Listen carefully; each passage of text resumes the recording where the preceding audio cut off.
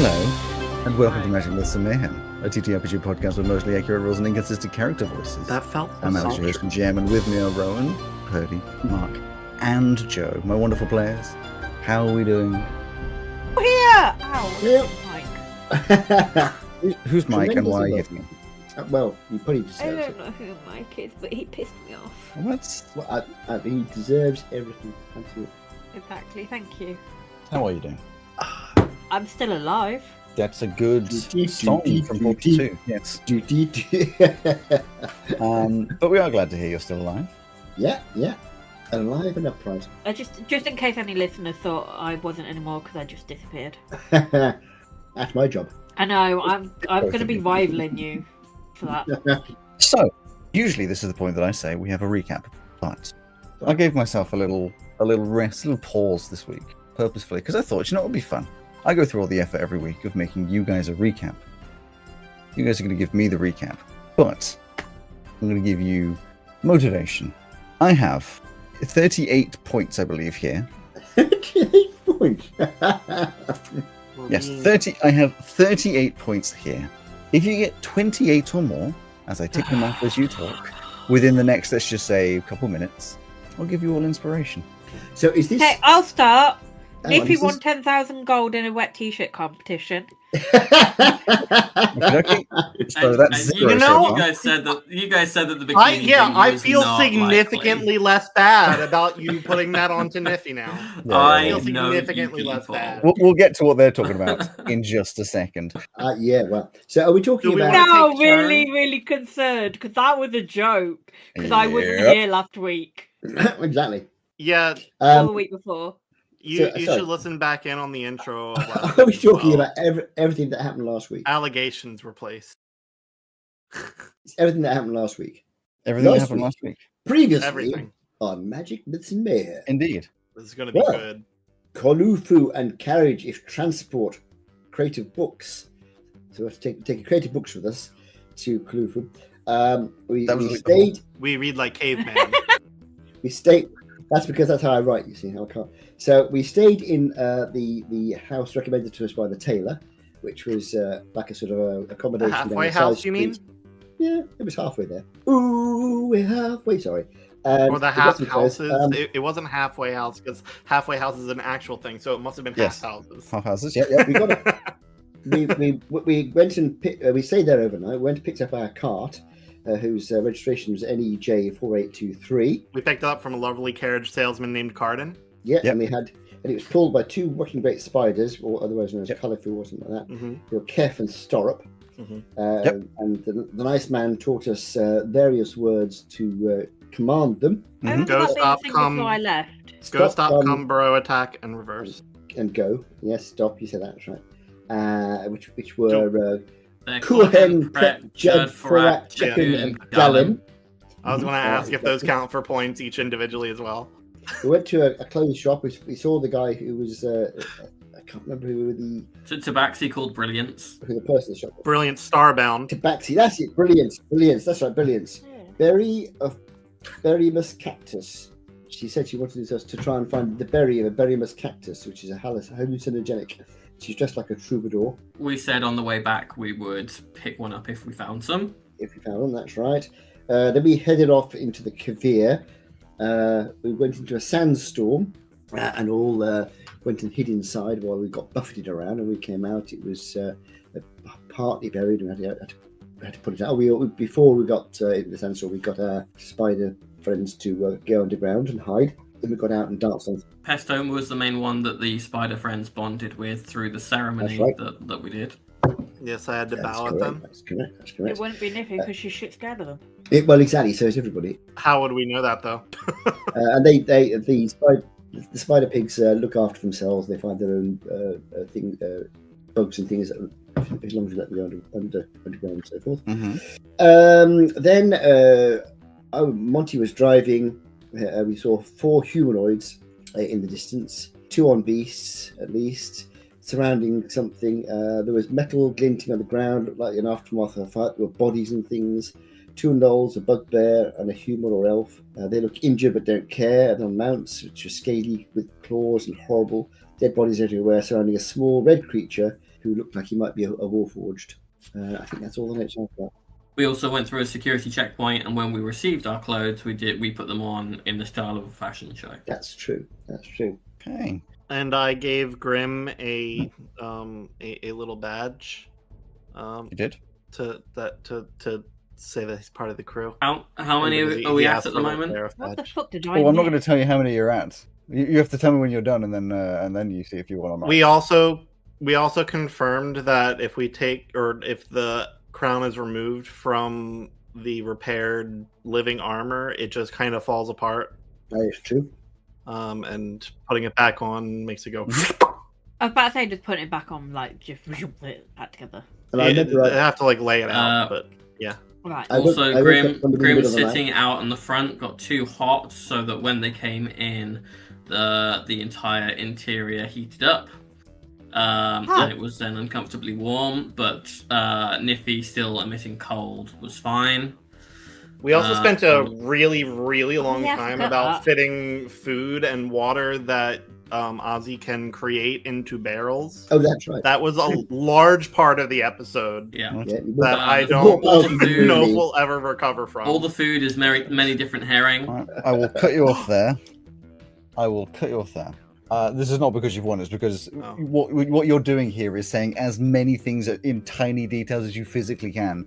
But you're saying a lot of things that aren't on here because they aren't necessary details for a recap. It's good that you know them. It's a lot of unnecessary details for a recap. But because you've given a lot of extra points, though they are small and not necessary for a recap, Minute I will and prob- not needed. that I don't have written down here, I'll probably add an extra 3 to. I haven't counted up yet, so I've just been ticking them off. We get to count together how many you actually got.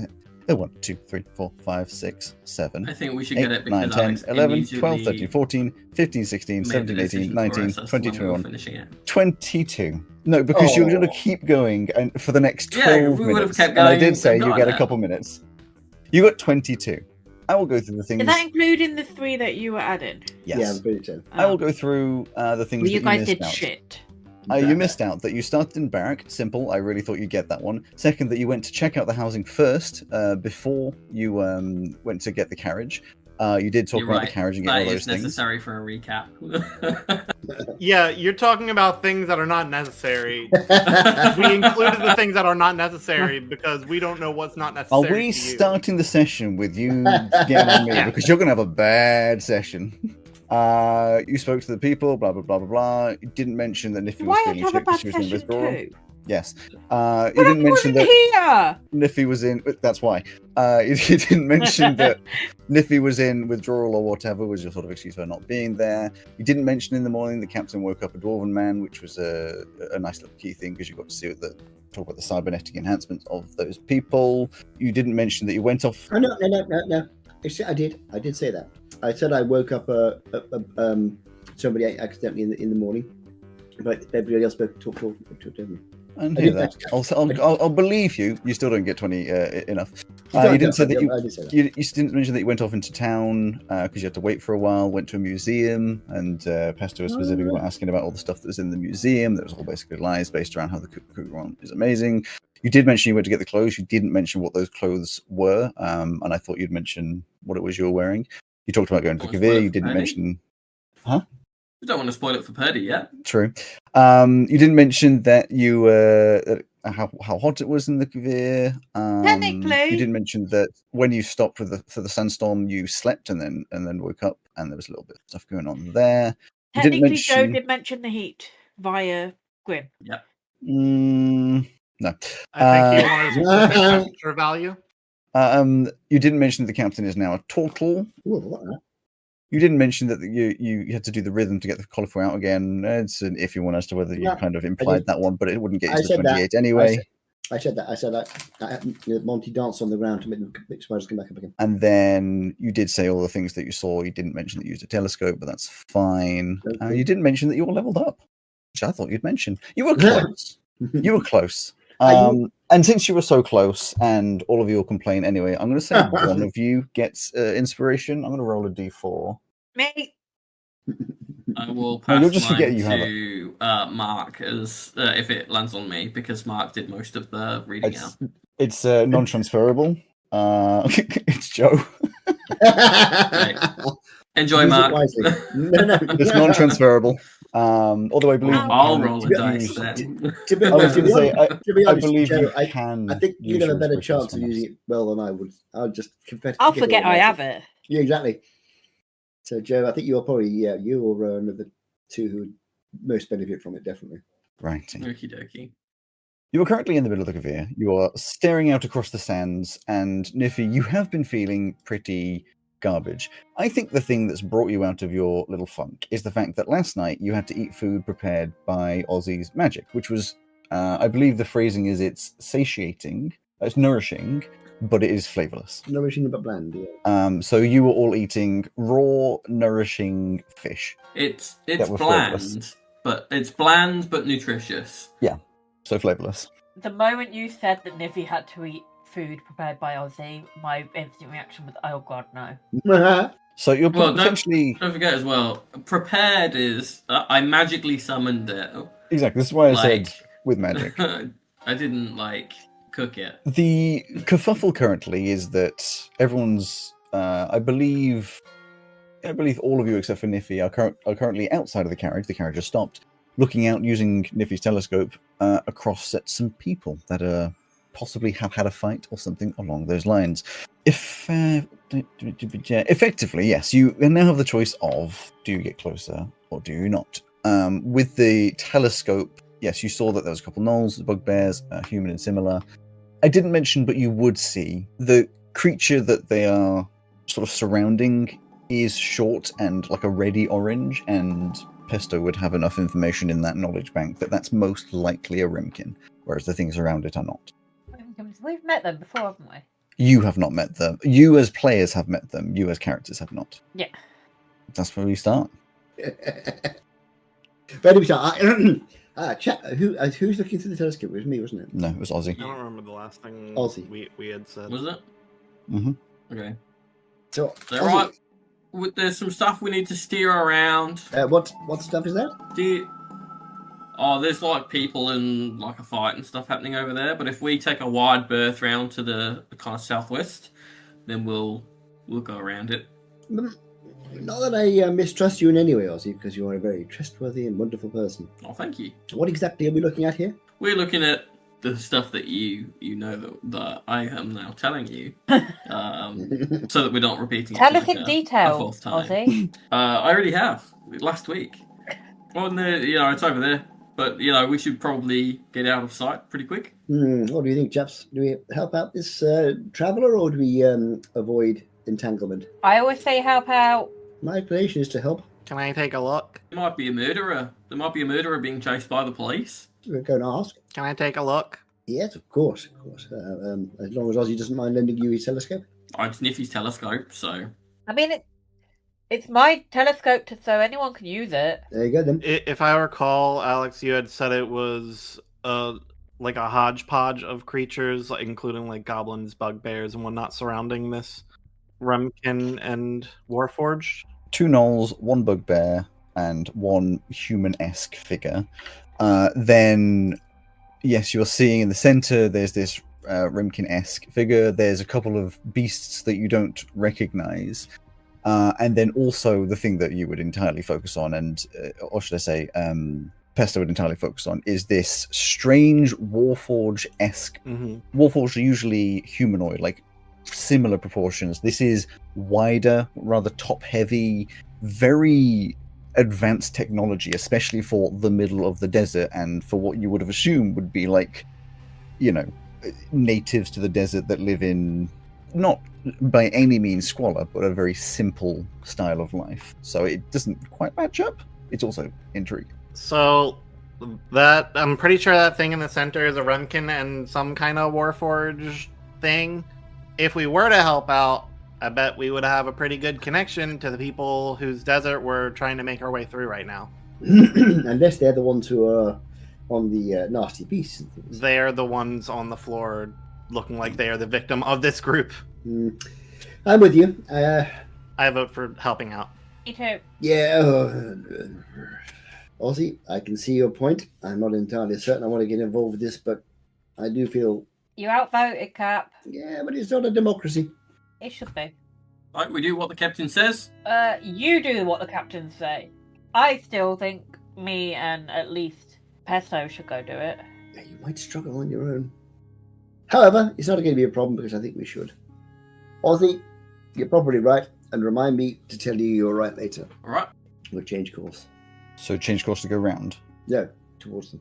Right. Your course was towards them, but Oh, I fine. can see the confusion. That's fine. It doesn't really matter. In that case, we'll change course to exactly where we were going before. You continue heading towards them. And as you're getting far, far, far closer, you can see with your good eyes. I mean, some of you would probably be in the back, so whoever's up at the top, the captain and whoever else, would be able to see what was happening. You can see, most likely, a fight was had and lost by the creatures that Pesto has named Remkins. You can see many Remkins are dead. A couple of them are inside of these broken Warforged type things that evidently are some kind of mech suit or another. And there are other nearby dead creatures that they're beasts. They could have been mounts. They could have been pets of some kind. Who knows?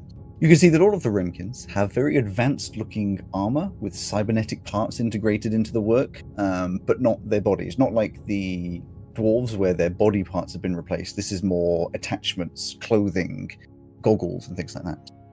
There is some strange, gigantic creature with the same skin color as the Remkins, dead on the ground, with its head removed. Aww. It has similar features to the Remkins, but whereas the Remkins are maybe 3 feet tall, this is like 7 maybe feet tall, a bit shorter with its head missing. You can tell that the winners of this battle, the ones who are standing and surrounding, have probably lost some too. There are dead creatures similar to them, this zombie-like appearance, but burned or damaged to a point that they are irrecoverable. And you can see that the ones that remain have very similar features to what you fought in Coratel. The ones that do survive of the non-Remkins are standing over the only surviving Remkin, who is missing an arm, giant slashes across the face, and it seems they are mocking but ready to finish the battle. But as they see you, these creatures, they start to attack Attack us Well, or that's attack? not nice. you. Okay. So could you please, for the first time in a few sessions, roll initiative? Are we on Owlbear or Roll20? Owlbear. We'll only be using So Owlbear. let's go back out there. Elbear. 19. 14. 7. 15.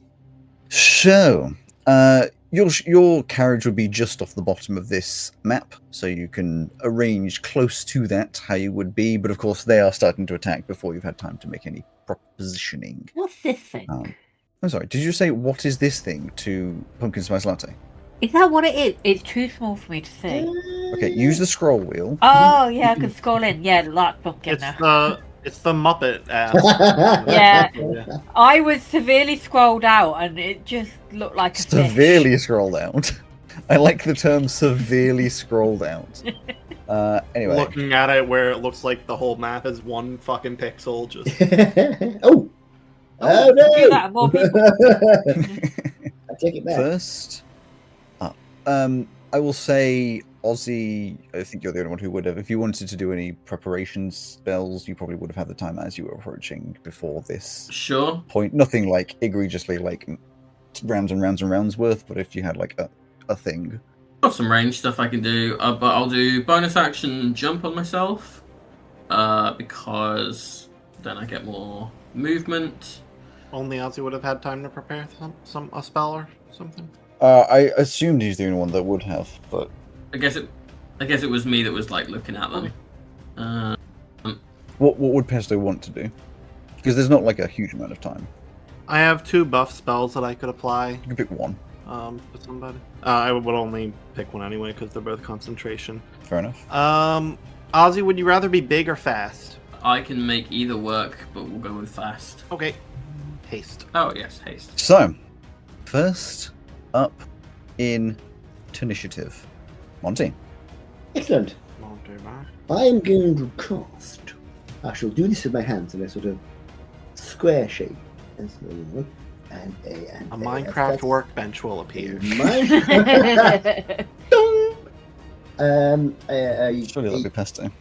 A pattern, a twisting pattern of colours in a 30-foot cube. Classic. Which Play will. Minecraft. I'm playing Minecraft at the moment. It's all cubes. All I'm cubes, playing, always has been. All the Don't get mods distracted. 10, and Don't it's get very distracted. What are you doing? I just told you. I'm doing hypnotic doodah, which should Hypnotic 1, 2, 3. Is that 4, anything 5. similar to hypnotic pattern? Very similar, but much more effective. There's no wisdom saver throw or anything. Yeah, so it will enclose all the. I mean, that little Remkin friend will get caught in it as well, but that's just hard luck. He's currently struggling on the floor, but yes. Exactly. So therefore, we are talking a Wisdom saving throw. 17. Right, wisdom saving throw. Whenever I do white wisdom stuff, they always succeed. So Critic 1, natural 20. Critic 2, 16. Yeah, you failed. I got somebody. Savant, 19. I'm afraid. Bugbear, 7. Null, 10.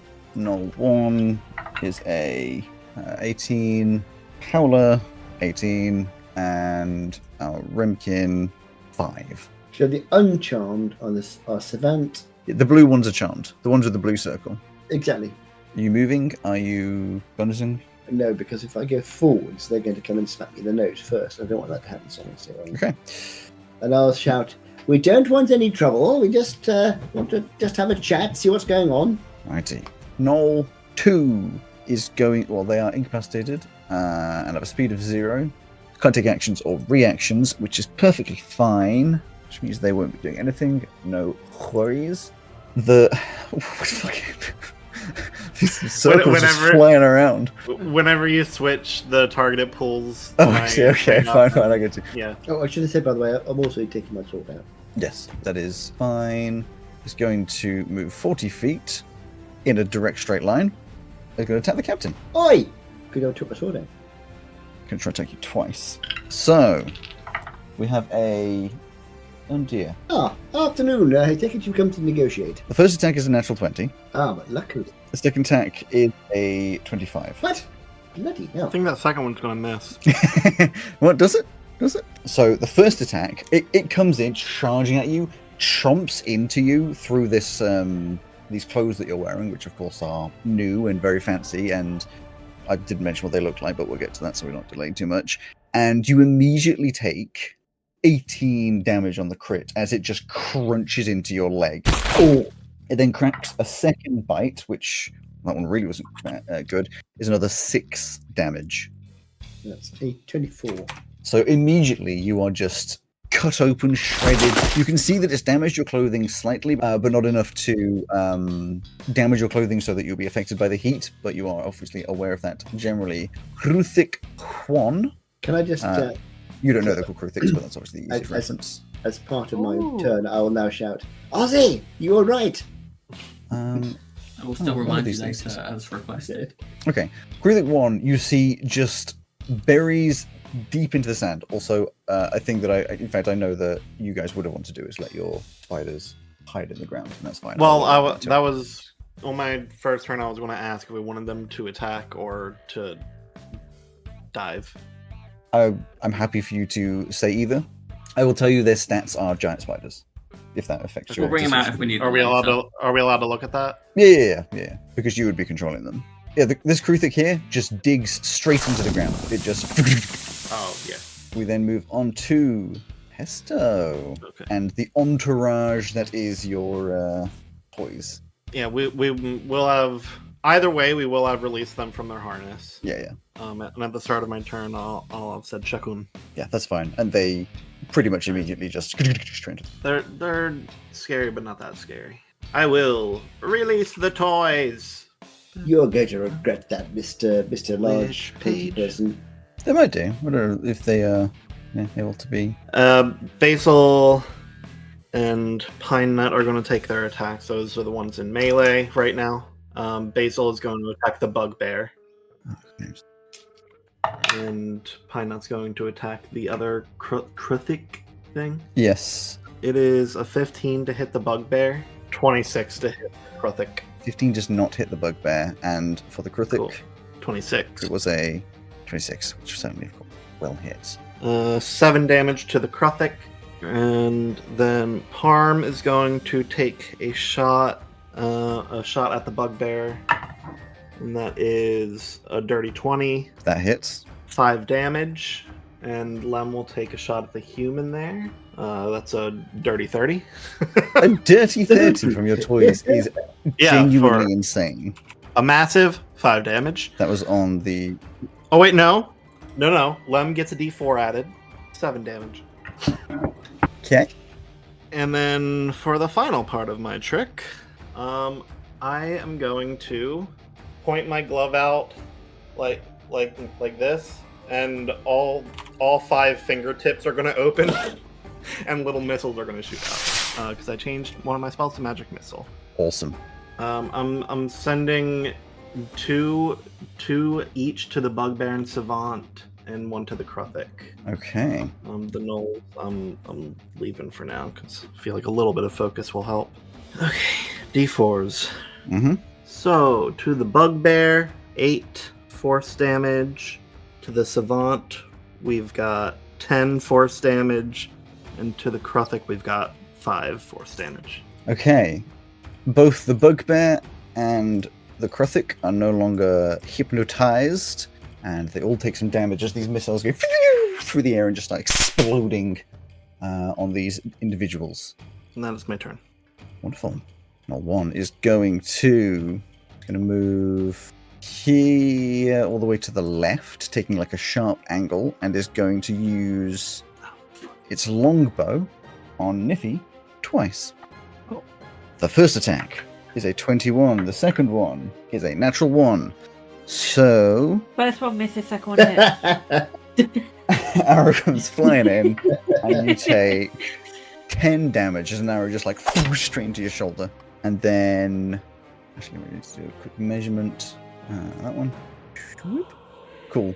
It is then going to use its what is called Insight Rampage, and the Howler is going to take another attack against Monty, which this time is a 14, which I presume will not hit you. Correct. I would hope at this level it doesn't hit you. He does. So it tries to bite you, but this time you're like hot stepping your way out the way, and it just makes that horrible like clacking sound of teeth against teeth, but it does indeed miss. Niffy Yep. and Pumpkin Spice Latte. So because of that arsehole shooting her, she's going to cast Spike Growth, which is 20 foot sphere. Mm-hmm. And how are we doing this? Pretty, just so you know, for spike growth, the orange and the light green dot of mine, it's fine to catch them in that. Yeah, I thought that. Yeah, I'm gonna put it there. Just a fuck you in particular. Yep, just a fuck you in particular. That goes in the center. Is it? There you go. That's your little spike growth. Ah, do you want me to delete my square thing? Yeah, that's how I got it. So spike. You tell me what it looks like. You are a reformed woman feeling better after not smoking any pot for the last week or so. Giant thorns come up out of the ground, almost in middle finger shapes. Just pouring out. Now, let me just check. Difficult terrain. If a creature moves into or within the area, they take damage. Any creature that can't see at the time, it's fine. It's fine. Okay, so it doesn't take damage immediately. It takes it if it moves. Okie dokie. So yeah, that's Niffy's thing done, but she will tell Pumpkin to go for Knoll 2. Okay. Oh, I fucking hate this. Oh, right, okay. No, I just need to... Right, okay. Yes. It's alright, it gets... The wording is like, +3 plus your... Are you just mad that you have to remember parts about your character sheet? No, I'm mad that I have to use my brain. There's a big difference here. So yeah, Pumpkin will just bite. Pumpkin charges over. Fake. knoll. Totally misses. Bite. Like 100% misses with a natural 1. A natural 1. That is cruel. I will not give you any negatives for that because the other knoll didn't get any negatives when it rolled a 1. But yeah, it rather embarrassingly, I think what happens is Pumpkin Spice Latte charging forwards, lumbering through the sands, tries to bite and just like trips in the sand and just gets a mouthful of hot sand. Yep, that sounds like Pumpkin. I didn't, but we will talk about it after this because I'm not just going to have Pumpkin die. Put anything into why the heat wouldn't be affecting Pumpkin Spice Latte. But we'll get to that. Because nice their dragon, essence isn't is... Yeah, it's a nice... Yeah, good enough. They melt. No. Next is Pastel Grim. who... I forgot to open the sheet file. It's fine, because the link is right here. Boom. Being a helmed horror, they're going to... They can move... They can fly, actually, but they can move 30 feet. They're going to charge to... I think they're going to go here. Going to move over to the bugbear and is going to make 2 attacks. The first one being a 22, the second one being a 11. So the first one hits, the second one doesn't. It's going to slash and do... Oh, I'm using the wrong dice. Only 7 damage. Not great, not awful. Unfortunately, doesn't do a lot. Just slashes across this bugbear, leaving a big cut across the chest. The second, unfortunately, parried away by its glaive. Next, the Remkin on the ground is going to vaguely start crawling, but only makes it about 5 feet away. Blood sort of trailing and seeping into the sand. Next up, the Savant. The Savant. They're going to attack Ozzy. No. They grab a staff that they are holding and they point it forwards, and it starts as quite a sparkly light white energy, but quickly it transforms into a horrible blackish, almost goopy energy magic that just charges directly at Ozzy. Could you please make a dexterity saving throw? Sure. Rowan, does Haste give me any kind of bonus to that? I would imagine. Sorry, say again? Dexterity saving throw. To a dexterity, yes, it gives me advantage. Yep. Sorry, I put it up because I never remember what haste does because it's never a spell that I cast. Okay, pretty bad. Yes, that is bad. That's an 8, so I will use my heroic inspiration. Okay. Roll again. Which takes it to a 13. A 13. I'm going to give you a flash of genius just in case well, to make it a 17. I don't know if that's going to help it, but... Wonderful. You see this incoming magic and you just slam down your shield, correct me if I'm wrong, to defend yourself. And part of it deflects off and hits into sand. Unfortunately, some of it makes its way through and still hurts you. So it's 19 halved to 9 radiant damage. Okay. Which isn't a lot, but it's still probably annoying. Okay, anything else? Actually, no, they can do something else. They're going to go... Yeah, they charge and go round behind the Remkin. Ozzy, the terror of the sands, or at least currently. Can I just double check with the team? We have determined that the Remkin only we think is friendly to us, or that we're defending. That's my way. And that's it. Everyone else bad. Correct. That's what we believe, yes. Yep. Okie dokie. And just to check with you, Alex, Null 2 is the only one currently still being affected by the hypnotic pattern. Yes, they are incapacitated. Yeah. Okie dokie. Well then, in that case, I am going to use my main action to cast Raider's Regret, which gives me a 15-foot aura. So I am then going to... I'm going to use my action then to jump here, which is unaffected by spike growth because it's not half in the square. Sure. You jump over to the edge of the spike growth. So Noel 1 and Howler 2 make wisdom saving throws for me, please. Howler. Low is a 6 on the dice, it won't be high enough. Null is a 12. Both of them are affected. Okay, so they both take 20 radiant damage. Yeah. I'm then going to move here. Behind the bugbear. That's 25 feet. I'll have all the rest of them make a wisdom saving throw, please. All the people that we have designated to be baddies. Yeah. How are you doing that effect? It's an aura setting. Okay. But I spend most of my week aura farming, Mark, so I might not have the required resources. Very good, very good. Kruthic, 19. I actually don't know what the DC is. That passes. The DC is 17, but they'll still take half damage. Yeah. The Null, an 8. Bugbear, 14. Fail. Savant, 19. So it's the Kruthic and the Savant that save. Full damage people take 12 radiant. People who save take 6. Okay. Okay, and I'm gonna move 5 foot there for the 30 feet and do my hasted action, which can only be an attack. Mm-hmm. Which I will do I'll do that with my. What sort of weapon is the savant using? Staff. Like a magic-y staff. I mean, they did magic and they're holding a staff, so. Then I will. This is like the only time where I wish I had like the disarming thing. It's the only time it would ever have been useful. I will use my battle axe then. No, I'll use my warhammer to attack them. It's not great. That's 5 plus 8 for 13. So I will use a channel divinity for War God's Blessing. So that's 23 to hit them. Sorry. You want me to say whether a 23 hits the magic user? No, it doesn't. No, It might not.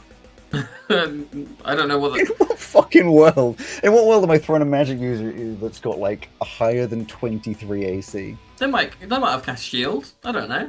I don't believe you could miss anyone on this battlefield, mostly because you have so many extras to go like, oh no, I missed, so actually I'm going to hit. I mean, that is like the divining thing about my cleric subclasses, that they get this thing where they can add plus 10. That's like the thing it does. It's 9 bludgeoning damage. Okay. And he's pushed 10 feet away, and I will make it a goading attack as well. It does an additional 6 damage, and can the savant please make a DC 15 wisdom saving throw? A 9. Okay, they have disadvantage on attack rolls against any target that isn't me until the end of my next turn. Mm-hmm. So I'm a tank. And I'm then gonna move up to them because I've got extra movement because of haste. But I will make it that this person isn't in it here, are they? That's fine. I'm going to ever so slightly sadistically enjoy when you switch to Daggerheart and you're unable to do this anymore. We're relatively high level. I think that's fine. And then for my bonus action, I'm going to do it again. Because I'm using my bonus action, I'll do War Priest attack. I mean, you say you're relatively high levels, that's fine. You have attacked everything on the board and then the savant twice, and also moved 70 feet. I've got a haste on me. No, you're doing it. I'm not going to deny any of this. It is all within rules, but don't go being like, this is fine. I'm level 11. This is reasonable. I cast a spell. I cast a spell and then got bitten. Exactly. This is perfectly reasonable. 25 to hit, 8 more bludgeoning damage, and I think I can only do the weapon mastery. Nope, there is no limit on that. I will push him a further 10 feet. Okay. And then because you said I'd only move 70, I still have movement. I haven't counted how far you've moved. If you haven't counted, then you don't get to move further. I haven't seen how far you moved. It was 30 to get. It was 30 to get here. Well, so... you went from here. Okay, we can measure this. It's fine. You went from. Oh yeah, hang on. So it cost me. It cost me 10 to get here. So that's 10. I can do the bendy. 5. It's not doing it. 10, 15, 20, 25, 30, 35. That's where I was. Or there. 40, 45, 55, 50, 55. So I have 5 feet left of movement. Only. Oops. I'm done. I just. Hello. Yeah. At some point, someone else gets to do it. I don't think we need you. It's fine. This Kruthig over here is going to sink into the ground. This is why you shouldn't pick fights without me. Oh, I should of course, because I do it for everyone else. So basically, Ozzy jumps through the sand, leaving a trail behind, and just slams. I mean, it's probably quite a muted thump, hitting into. Obviously, gets the Guardians first. All of the spirits of old pirates, green and goopy, all going around. Green and ghostly going around. They all attack the Knoll and the Howler. You then jump again, sprinting over the battlefield, landing next to the Savant, I believe it was. No, next to the Bugbear.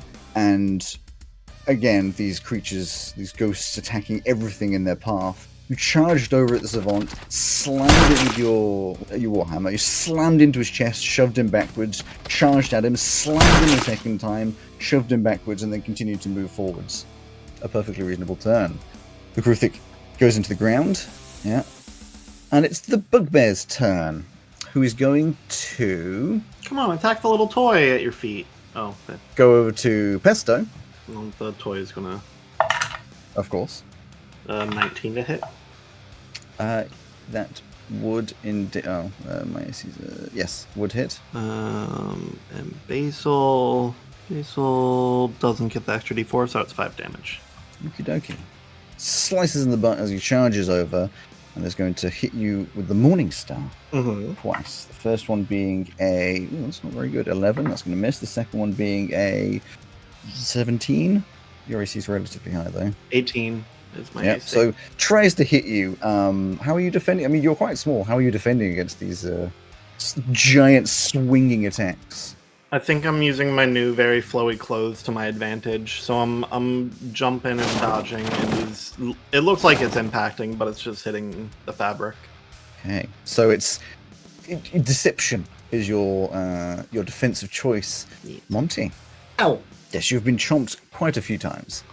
I have. I'm debating whether to chop his head off or run away. I think I'll chop his head off. So Monty is going to activate his sword, of course. This creature in front of you, as you're reading these things, reminder, it is a dog-like creature, but as if it were hairless, with spines down its back and this giant sack under its throat, kind of like what it would look like on a frog, except partially inflated. And the face is terrifying. These sunken eyes, this very gaunt skin around the face, and it also has, though it is a dog, very long front legs compared to its back legs, so it's quite a slanted back. So I am going to use a bit of acrobatics. I'm going to jump up in the air.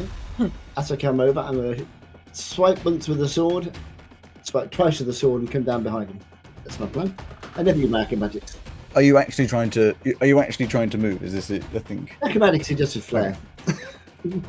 Because I'm very good at acrobatics, I never use it. So that's going to be my action, which effectively is 2 attacks. Yes. With my flaming sword, my sunblade.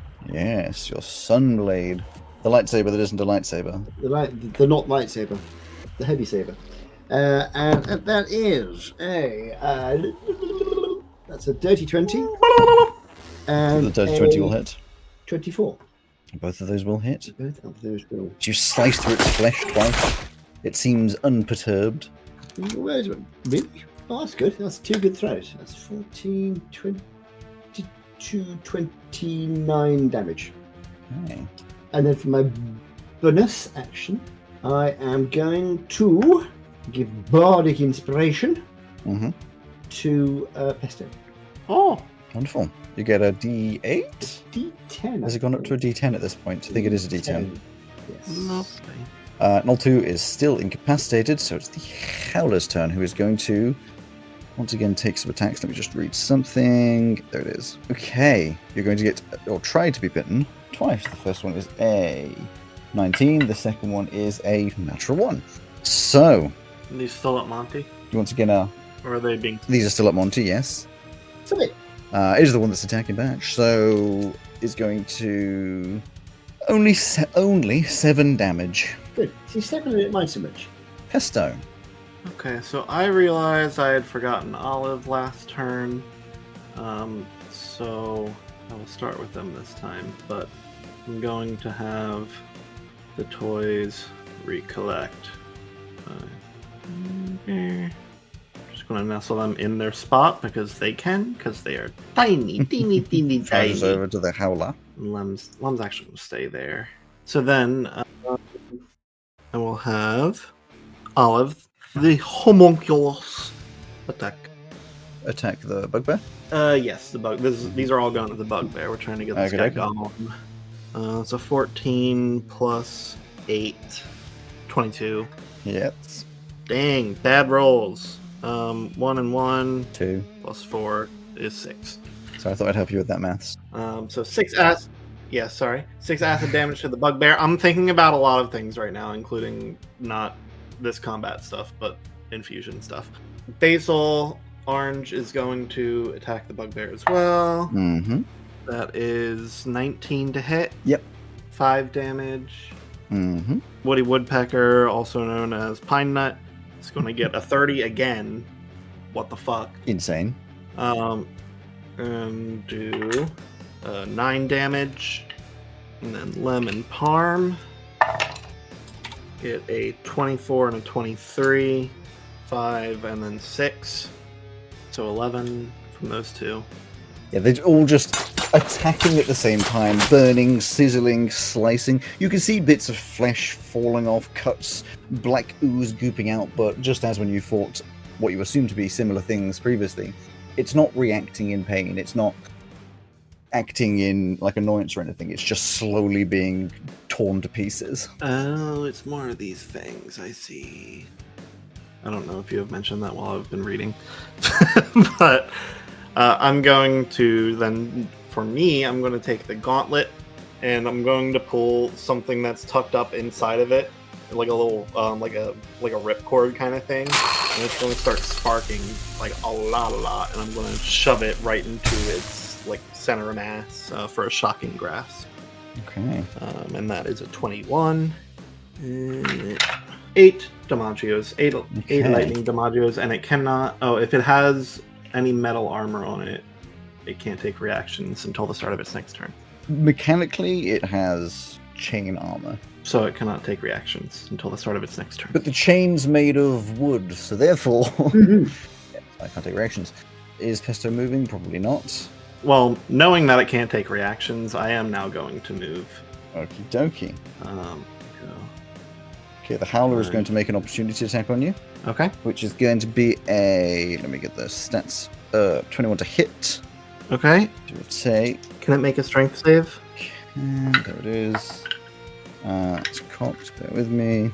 That is a 17. Yeah, that'll... Wait. That'll just beat it. It does, however, take some damage. And so do you, and you're going to take 9 damage. As you're bitten as you're trying to run away. And it's going to take 9 damage. Fair enough. We both take 9. Still, no one is not going to move because there's spiky things all over the ground, but it is going to fire its bow twice at Niffy.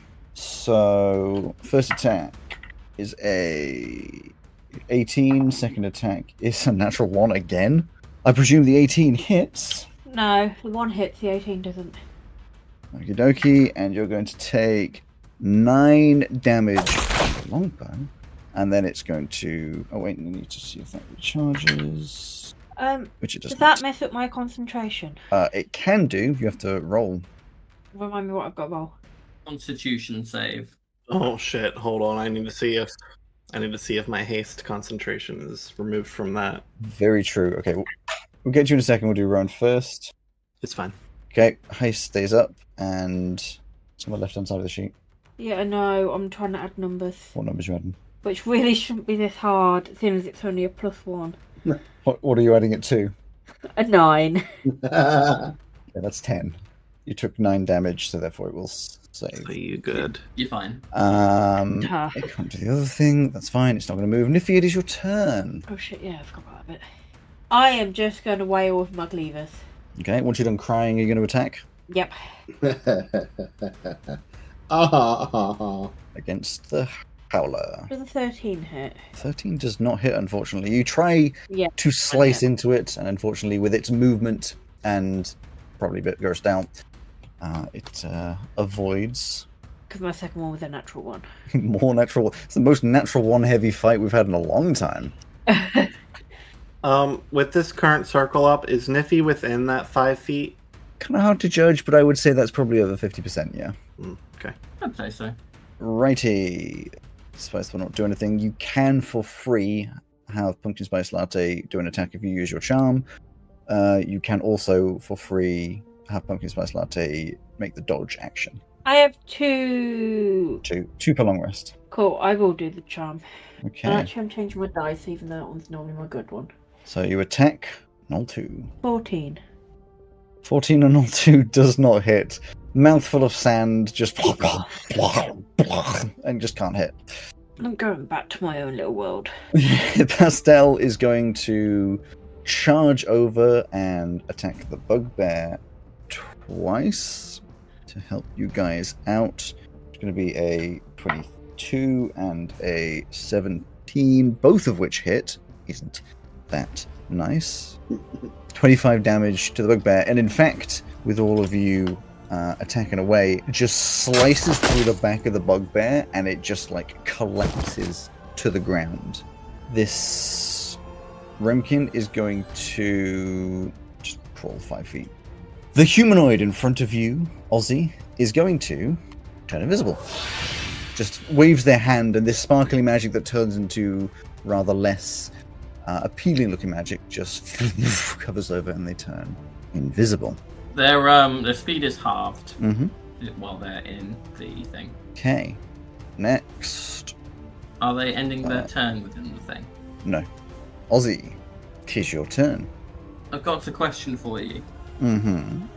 As an action, could I use my weapon to make a big spray of sand to be able to tell where the invisible person is? As with everything, you can do the thing. Whether it will work or not depends on rolls, because I think that's kind of what D&D is about. I will say, as an action, yes, you could throw sand, skin it however you like. I would say you could do it in like a 90-degree kind of cone, and obviously they will get a roll. I'll do like a dexterity save for them. What will I base that on? No, it's okay. If it's a Contested. If it's a 90-degree cone, then I'll bear that in mind for later, because I've had Okay. another idea. I'm going to Okay. do what I would do if we were playing Baldur's Gate 3, which is because I have the sort of the area around me, I'm just going to move around and hope I hit them. Okay. Because they presumably, the furthest that they can have gotten is 30 feet with a Misty Step, if they have to play by the same rules that we do, which they don't necessarily. So the first thing I'm going to do is I'm going to move 10 feet there. Okay. So that guy has to make a wisdom saving throw. The null. Yes. Yep. 14. Okay, he takes 13. Alex, Yes. I just want to thank you for a reason that I cannot currently explain yet. But you have reminded me of something and made my decision that I've been trying to work on this whole fucking time easier. Thank you. I'm glad you're interrupted to tell me that you can't tell me something. Yeah, but you helped me and it made me happy, and I thought you'd like to know that. The null takes some damage. He takes 13 radiant damage. Okay, and of course the incapacitated drops. That was 10 foot. They're going to move. I was just thinking, if I take him true seeing, Yeah. I have a lot of the invisibility option things, but you never know when you're going to run into that Well, one exactly. spellcaster in the next 50 Right. sessions, so That's they get away with it. One spellcast for the next 50 That's sessions. 40. We don't get a lot of Total. spellcasters from you. You're going to have to Have start getting a lot of they- spellcasters, because it's the only way I can hit Ozzy. have Like, physically, literally the only way I can hit Ozzy.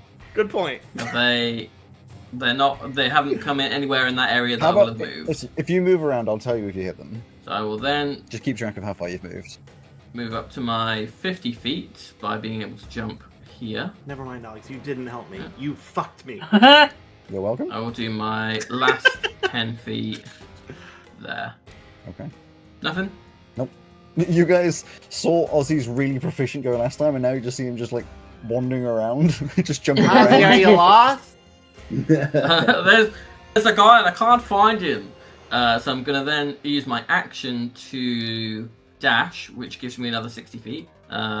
So that's 15. Mm-hmm. That's 30. Mm-hmm. 45. Mhm. 60. Mm-hmm. He's not around here. Then in that case, I will use my bonus action to salve the captain's soul Your soul is salved for... here. I feel sound. So you heal Mark 9 HP. Thank you very much. And my turn. Okay. Next up, Pesto. Ah! Could you please make a dexterity saving throw? Am I Where are you? particularly good at this Where for any I reason? might. Oh, fuck dear. that up. Oh, I think did I fuck know that where up. the- I think I know where the I magic could have dashed is. again. 11. 11. You 11. feel the ground beneath you starting to like weirdly vibrate, and your ankle no. is just grabbed by well, Oh, just, of course. it's just teeth kind of out of the ground. You I'd don't really know forgotten that thing, what it yeah. is, but you can make some presumptions. Mm-hmm. Could you please make a strength saving throw? 8. And I thought I rolled bad. All of you see Pesto just get yanked under the sand. I have one question though. Yes. Is this considered a melee attack? It's not an attack, it's a grapple. You're not being damaged as of yet. Okay. I don't, because we've had this discussion before about whether grapples count as Sure. attacks. No, it's fine. I don't I'm know. happy with it. I'm happy with it. So yes, you sink under the ground.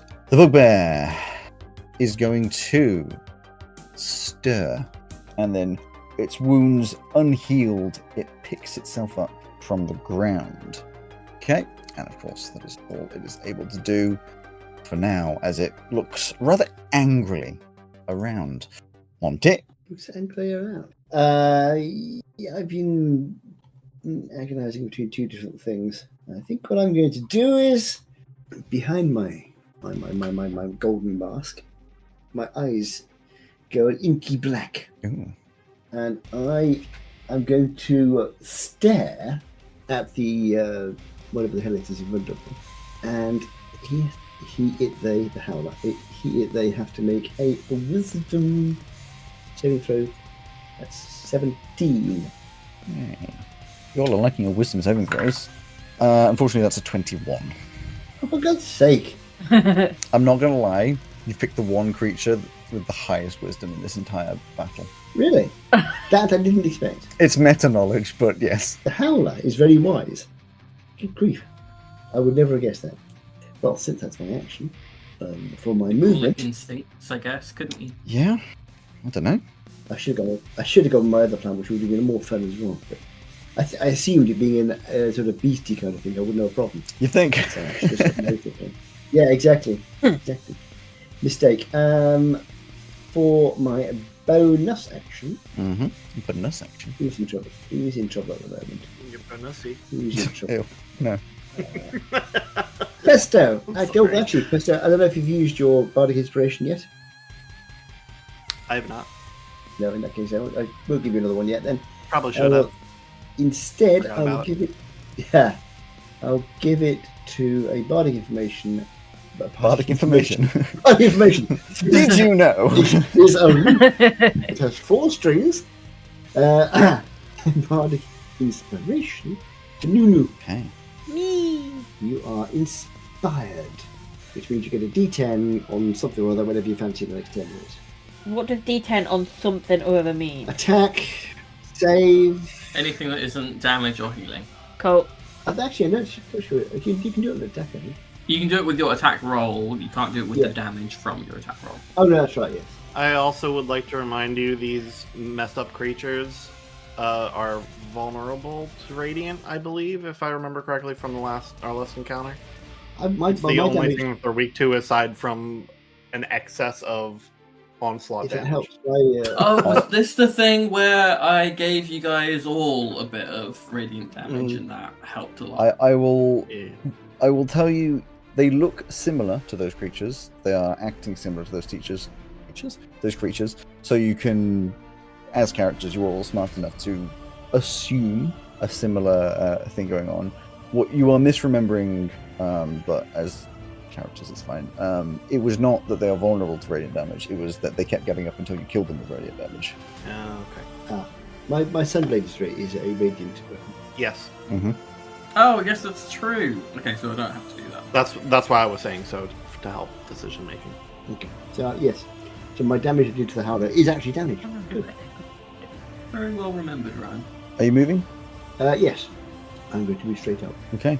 The lack of reactions, is that until the end of your next turn, or until your next turn, Pesto, or until the bugbear's turn? I presume it's until your next turn. Yeah. 'Cause usually it pretty would be sure around. Mine can't take the reactions until the start of its next turn. Its next turn. Interesting. So it can make a reaction then. Apparently, yeah. And that's why I checked. Yeah. Sometimes they're weird like that. Consistency. Who needs it? So if you step away, the bugbear will attack you. Yeah, I'm going to step up. Step. Oh, you're going 5 feet in the air. Yeah. So it occurs to me that this. Are you going 5 feet in the air or 10 feet in the air? You're gonna be the bard that stepped up. No, I'll make it 5 because I want to be able to hit things. Then it won't attack you because you're still within its. But it will hopefully stop me from getting attacked by things unseen underground. They can still hit you if you're 5 feet in the air. But yes. Oh no, sorry. Yes, things under the ground, potentially your feet are on the ground. But the bugbear will not make an opportunity attack because you have not gone outside of its range. That's okay. Nothing else can grab you. They're all, or it's on me. Wait, is there another one? There is another one, isn't there? Yeah. The Howler's turn. It is going to do something fun. This sack underneath its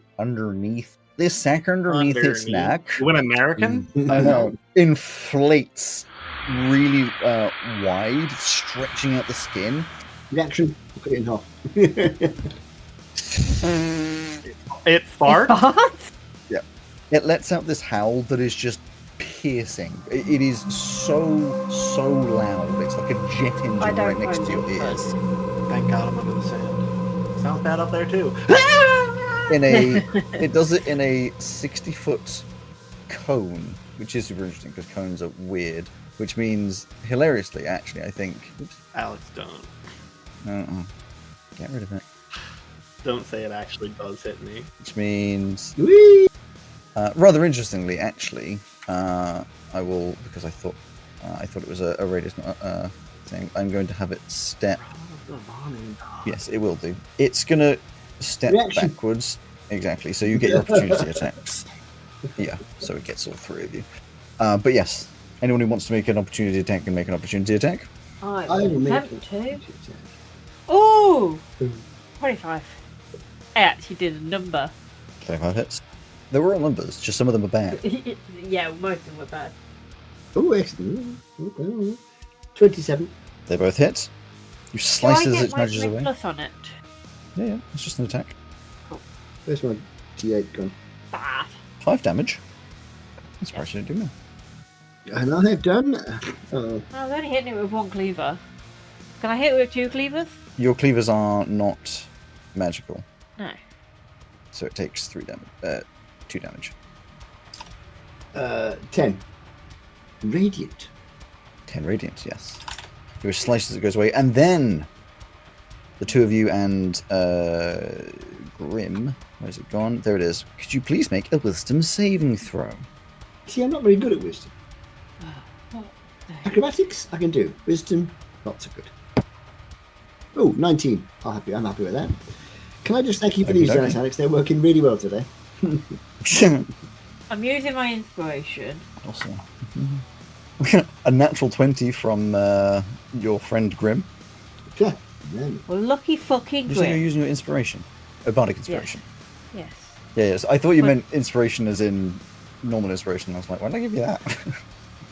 Because I'm such an amazing friend that you want to give me it. So what did you roll? 15. 15. Goddamn. Unfortunately not. fuck's sake. The captain, this thing howls. You are already scared, but you keep your composure. You are the captain of this group. You've got to lead by example. Our friend Grim, not even slightly phased, is just like, well, I don't really have ears. I also don't really exist, so I don't know why I'd be scared. Niffy, terrified. Fuck this shit, I'm This out. is absolutely terrifying. So, whilst you're frightened in this way, and I will give you a little, what color, just for your sake, what color ring do you want? Brown. Ew, brown. Because you're shitting yourself. Yep. Whilst the creature is frightened this way, its speed is halved, and it is incapacitated. What does that mean? Can't move. It means you can't use big move, words you around me. can't do a lot of things, actually. Can I run away? You can't incapacitate. No, I don't believe so. Let me just... No. Incapacitated means you just lie in I think it's you can't do... It's pretty really bad. anything. Yeah. You see, I Just can check. counter. I want to run away. There you go. You can't take... Actually, no. You can run away. So you can't take actions or reactions, and your speed is halved. So you can run away. Cool, I'm running away. You can make bonus At actions. least I know what I'm doing for my next thing. Yeah, you can make bonus actions. You say you've got a thing you can do, Mark? I can counter charm, but if I do, it takes my own time. Go.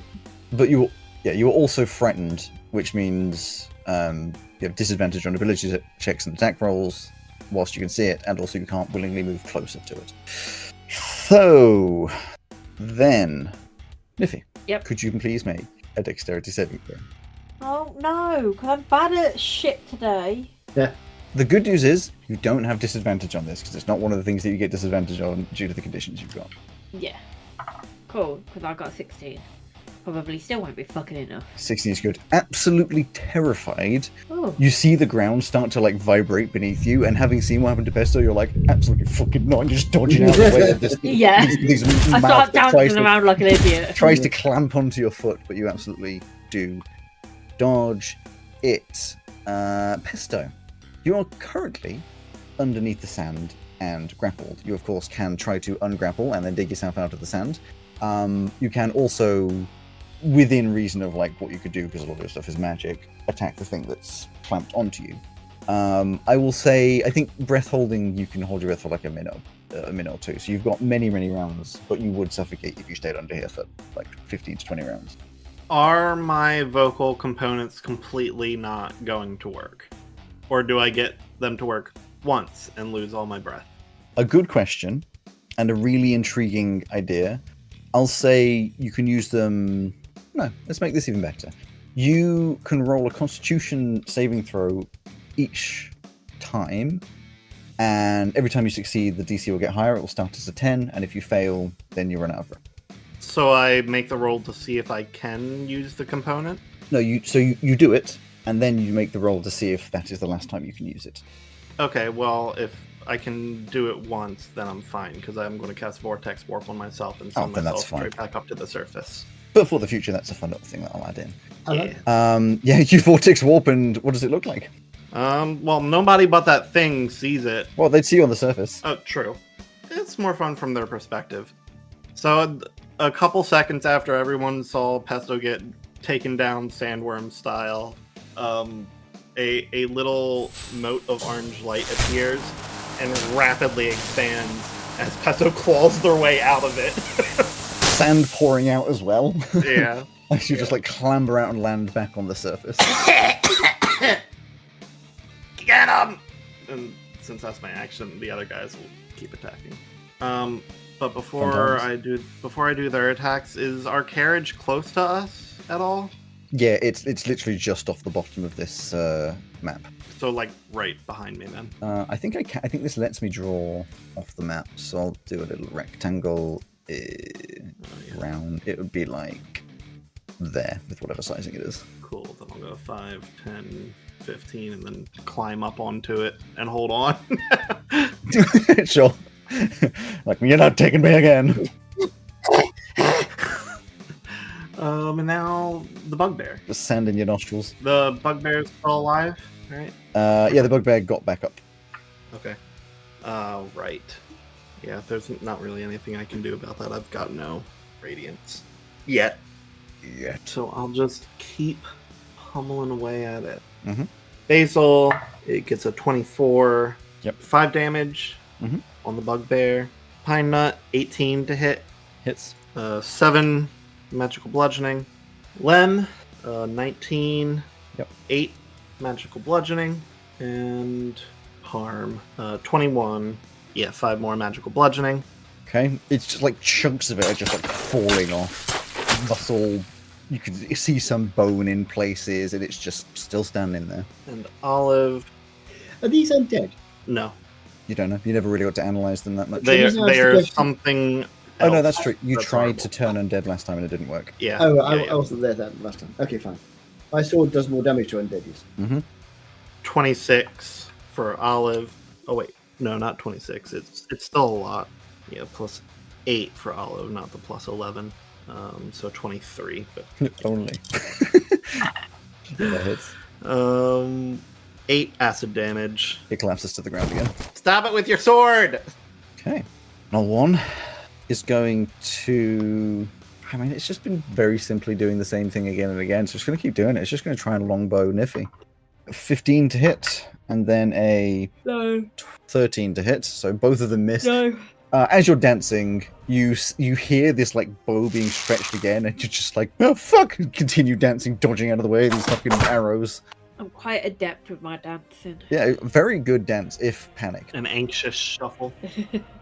Niffy, it is your turn. You cannot take actions, you cannot take reactions, you can take bonus actions. You cannot move closer to the Howler. Cool, no, I'm going to here. You have half speed, Yeah. which is 5, 10, 15, and then half a jump, because that's not exactly in a square, for my 17 and a half. you don't get extra speed, extra movement for jumping. Fine, I will go to here, you fucker. Don't get mad at me. Dem's the rules. You've never been able to Because jump you for more didn't distance. put this on an actual square thing, so I don't actually know how fucking far it is. And how am I supposed to half for 5? 2.5. What's your speed? And you round down, but what's your 35. 35? Yeah, it rounds down. Yeah, 2-1. You can use your bonus action. I'll tell the thing to bite. Pumpkin. Ah, thank you, Pumpkin. You'll tell that thing, your loyal companion, your loving dragon, your pet, that thing to bite. I said the thing. I knew you'd come around to my way of thinking about Pumpkin. No, I said the thing, and my brain don't work no more. Here's the thing. And don't start with it never used to. None of us said anything. Wouldn't dare say it. No, I was talking more to Ro. I could see it twirling there. Don't call Rowan an it. Been called worse. 21. 21 to hits. That was cut off halfway. You literally just went. Oh shit, I can't reach it now. What are you trying to roll? My D6. Okay. You got a 2. Okay, so that's 6, and then I need you to roll another D6 for me before I drop this one. I'm rolling cheese d6 for you, just so you're aware. That's another 2. Got 6 piercing and 2 cold. Okay. Doobity-doo. Pastel's turn. Who's going to now? Who's going to charge over to the Howler. Going to attack it twice. That's a 21 and a natural 1. Why am I rolling so many natural 1s? This cheese dice is awful. He's going to do 7 damage to the Howler. Slicing through it. Kin's going to just crawl 5 feet that way. Ozzy.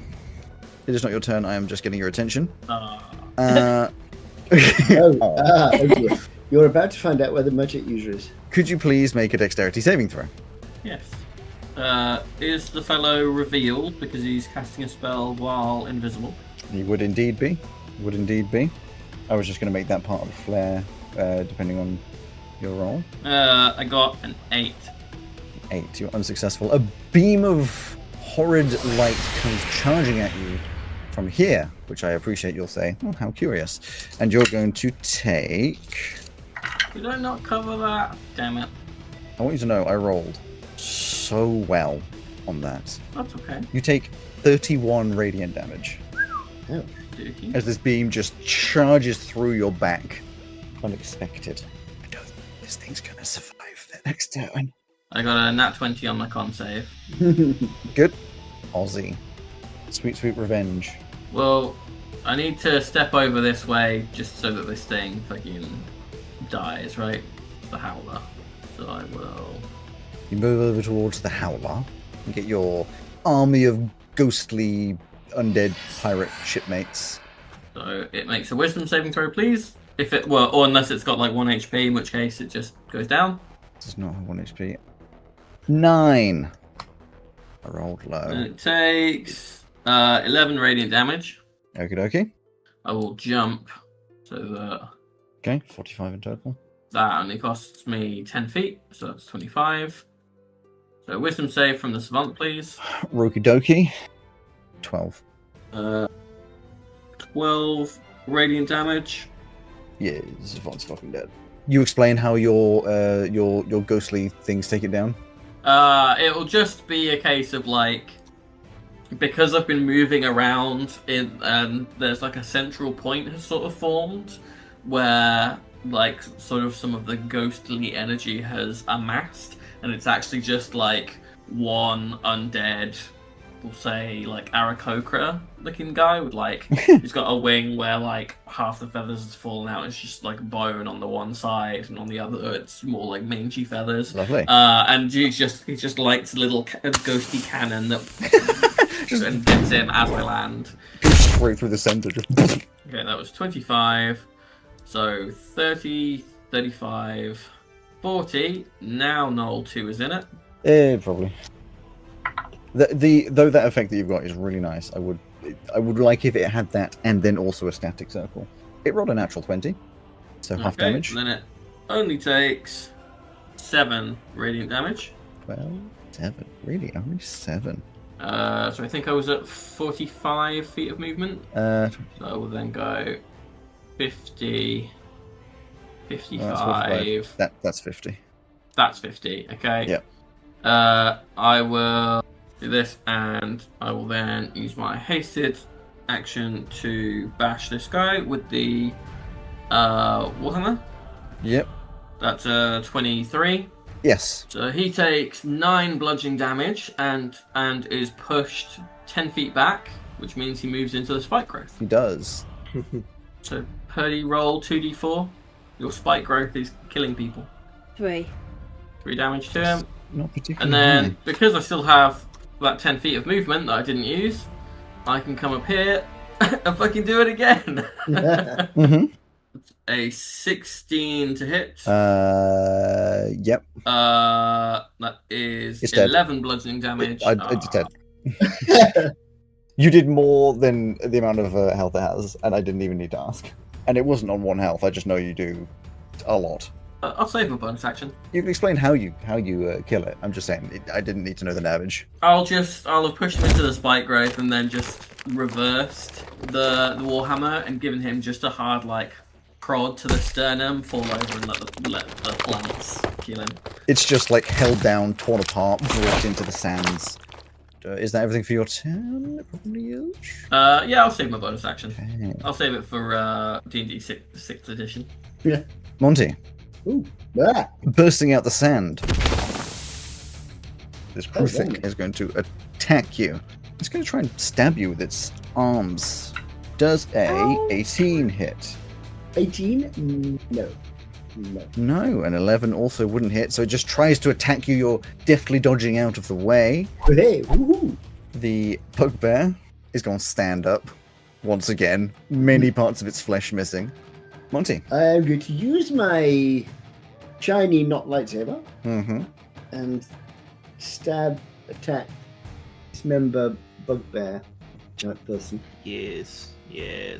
with attack 1, and if he falls over, we'll see what happens. Attack 1 is a 22. Yeah. I will tell all of you straight out, if you hit anything with a 20 or higher, it hits. Brilliant. I'm not telling you what they are individually, but don't worry about that. You don't need to ask. And that is... really? 8 points of damage. Damage is always good. Especially when it's radiant. I take it he's still standing up. Yes. So I'm going to just try again then. That is not as good a shot as last time. Yeah, I lost it again. 16. Unfortunately, a 16 does not hit. Okay. Then I'm going to turn my dark eyes upon... What is the how wasn't it? I'm going to turn my dark eyes upon the Kruthic. So the Kruthic has to do a wisdom saving throw to the tune of 17. 12. So therefore, I will say to the Kruthic, sleep. You tell it sleep. What are you using? Command. No, I'm using my eye bite. So, okay, you get the choice of a sleep panic or second. Gotcha. I don't want it attacking me, and I don't want it going back underground and coming up underneath somebody else's. Sure. It just has a nice little nap. Hey, but remember, a melee attack against a sleeping creature, that's a automatic crit. Is it? Mm. Well, the first thing I need to do is get this blasted bugbear down. And that's it for the moment. I shall stay where I am. No, I won't. Yes, I will. I was going to go the other side of the bugbear, because then if this thing wakes up again, it won't kill me. But then it will kill Liffy, and that's bad. So I'll stay here. Okay. They're crits if you're within 5 feet. So ranged attacks don't crit on sleeping creatures. Yeah, they gotta be melee. Null 2. Null not. The Howler is going to... Yeah, it's going to charge back over... Really? Just remember, it's got reduced movement while it's in the aura. Yeah, half movement, but it's got 30, so it'll be 10. I still count as 20, 25. I take it that what's his face gets an opportunity attack then. Does. Grim. Grim, yeah. And does hit. Actually, no, that's a very good point. it probably wouldn't charge for that exact reason. Or would it? Because is it smart enough? No. So it starts to run away, gets to here. Grim just slices it through the back of it, chopping it in two as it collapses down with its opportunity attack. It only had an intelligence of 7. It wouldn't be smart enough for that. Good stuff. Now I need to read that. You have helped yourself more than you think, by the way, because next to you the sand rumbles again, and the other Kruthic appears next to you, Monty. Ah. Now, one thing that Kruthics have is called pack tactics, which means it would get advantage against you if its ally is within 5 feet and isn't incapacitated. And I would think sleeping would count as incapacitated. So it's going to attack you anyway. First one is it's not going to hit. It was a 4 on the dice. That one is a dirty 20 to hit. Yes, it hits. Okay, you take 7 piercing damage as it just slashes at you with its claws. Ow. Pesto, from your high and mighty spot on the carriage. Remind me, Alex, when we were making Grim, you asked us to make him immune or resistant to something. What was that? There were some spells. So I don't know if do you ever actually answer that question? So a Helmed Horror gets to be resistant, immune to 3 spells usually, but you got 2 because of the rolls you made. I don't know if you ever actually said what those spells are, because I don't have them written down. So for now... How do you feel about a cheeky in-the-moment decision, then? No, because it's very advantageous to pick for the situation. You can do it later, if you remember, but not in the moment.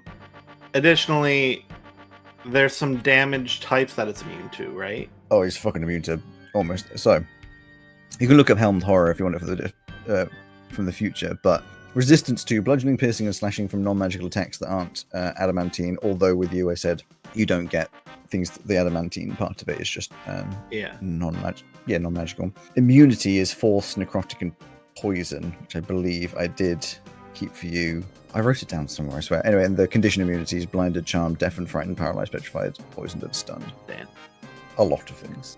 No. I think I said he isn't immune to being charmed because it isn't his brain. Or should I say it's the Helmed Horror's brain he is sort of taking over. And like the frightened stuff. But so yes. Fire would still hurt. Yes. Damn. Hmm. Okay. Because you can use the typical spell immunities are Fireball, Heat Metal, and Lightning Bolt. Sort of cover that, but you haven't got that as default. Wait, did you want to Fireball? I did. I really, really did. And he is the only thing stopping me right now. It's okay, I can take it. I'm not going to do that. I literally just gave him a thing that said, "You're one of the crew," and I wouldn't do that. I'm giving you approval. Do it. Kill the bastards. Fine. You heard him. You've got enthusiastic consent for things to get hot. All right. Well then, first things first. The toys will do their thing. Yeah, they will. Actually, it's getting hot in here by whoever the hell sang that starts playing. Null 1 is still alive, right? Don't think it was Null 1 that sang that. Yes, Null 1 is still alive. 10, 15, 20, 25, 30, 35. I would assume that's one of your flyers. And then, yep. 5, 10. Flying over the thorns. 20, and then 5. So these would be much easier because you use measurements and you could name them all if you drew literally the simplest. I know. Most nothing spells. Listen. They don't even have to be good. The existence of these toys leaves my brain the moment the session ends. Okay. Olive will fly back here. Basil is going to fucking explode as a reaction. Yeah, as you do. Yeah, because you can just do that. It's kind of a small one, but Once again, the epic music as it's like zoomed in on Basil as he flies in and just, and then you zoom out and it goes. yeah. Well, Basil just kind of sitting there gnawing on the bugbear, who's in many pieces. And then it's just like, wait a second. Dex save for anything that's living there, please. So Actually, it's moving there and doing it. anything within what distance? 5, which I checked if Basil moves right there, it just barely misses Monty and hits the other thing. That's super interesting because if we go for radius stuff, as we were saying before, it's 5 feet out from the square that it's in, and it is currently in the bugbear square, so it would be the 5 feet around the bugbear. Yes. So it would include Monty. Never mind then. No, Basil will just move then. Just not do anything. And I'll fireball them. Fireball. Which is the yellow one there. That one, of course, you can very specifically do on Cryptic 1, Cryptic 2, Bugbear, and just the body of the Howler. Yes. So that's cool. Which, though it isn't round to its turn, does not appear to be in any situation to be getting back up again. Like, it has normal coloured blood. I kind of assumed the beasts were not the creatures, but the Krothiks would be the perfect concept. So, DC 17 now? I Dexterity. think it's... Yeah, it's going up. Okay. Yep. The Cruthaduthes. 1 gets a 6. 2 gets a 6. I need to stop rolling this cheese. And the Bugbear Chief, can we make it a triple? Oh, baby, it's a 7. Oh, baby. Oh, baby. The glorious, glorious sound of AC 6. Wait, is that one? No, that's 6 of them. I don't have an 8th one near me. 7! And then roll another one. Yeah. 32 fire damage. There is suddenly, because you're not looking at Pesto, this gigantic fireball appears from behind the bugbear that just engulfs them and just like brushes up against your nose. Now, you're wearing very, very, very heat-resistant clothing, so you don't actually feel it. You do see it as you are almost engulfed in flames, and when the flames disapparate, there is just like slightly ashen-colored sand in front of you, as all 3 of the creatures that were in front of you no longer exist. Yippee! I beat the threshold! Who needs radiant damage when you have fireball? I have 2 conditions to kill these things: radiant damage or Excessive force. No, what's my wording? It's radiant damage or is it completely destroy the body? Nothing left to stand. Which begs the question that you guys wouldn't have to: is it still alive technically? Yeah. Righty. Is that everything Pesto's doing? I'll just walk over it so that it takes some radiant damage if it is still alive, and it'll be fine. Well, it has no way. It can't reform itself. It's just there. Oh, right. Did I actually take the attacks for the toys? I just moved them, didn't I? You did not take the attacks. Then Olive will also move over there, because they are also ranged. Duty. Okay. I reckon the Howler's body also just got like singed and burned up as well. Alright, Pine Nut. 16 to hit the null. Yeah, its AC is 15. Just roll them all. 8 damage, 12 acid damage, 8 more magical bludgeoning. It's 5 more magical bludgeoning. You're just tons of acid and attacks and stabbings and shootings. This thing collapses down to the ground. For now. Its body very damaged. And then, because of the way this mechanic works, it immediately stands back up again. Oh. Well. But it doesn't get its turn, right? It doesn't get sent, that is its turn. Niffy, you're still terrified. Actually, does that go away because it's dead? I was wondering about that. Oh, no, yes, you're no longer terrified. Yippee! Because Niffy, you are I was scared to use this round. thankful I'm terrified. that everything is burned to crisp. This Howler sliced up. Then what's left? I'll just finish climbing up into my box seat. What is left? Null 1 is left. It sounded as though I was going to say more, but that's it.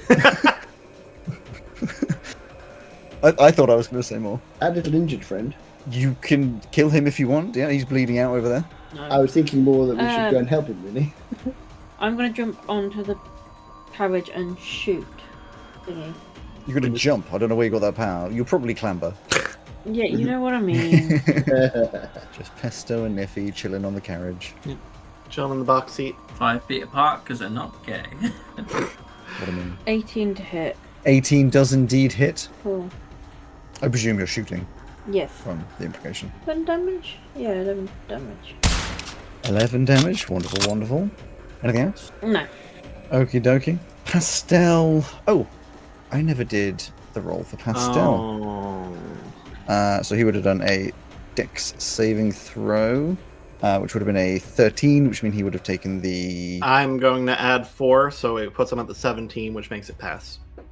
With the flash of genius. Yes. That was a once you know the result, but fine. Yes, he passes. He still takes half the damage, but it's not as much. It's like 16. I don't remember. It was 16 damage. There you go. Oh no, I don't set it out to 16. That would be rather unfair. Yeah. He looks unaffected. He's just a bit scorched. He is going to not really, do anything. He knows he can't do anything here. The Rimkin just, I don't know. He's just going to stay there, letting out a little groan. You're dead.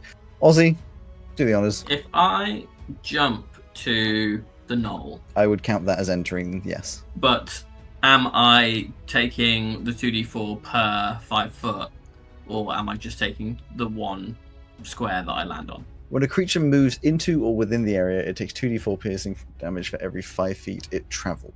Creature moves into or within the area. No, you would take the 5 foot.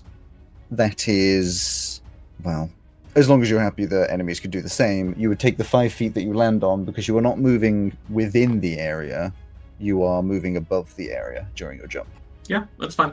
Okay, so it behooves us for me to move down so that this guy takes some radiant damage, yes? Yes. You could also retrospectively ask Niffy to drop the spell if you just didn't want to take damage. That's fine. Goes free action and drop.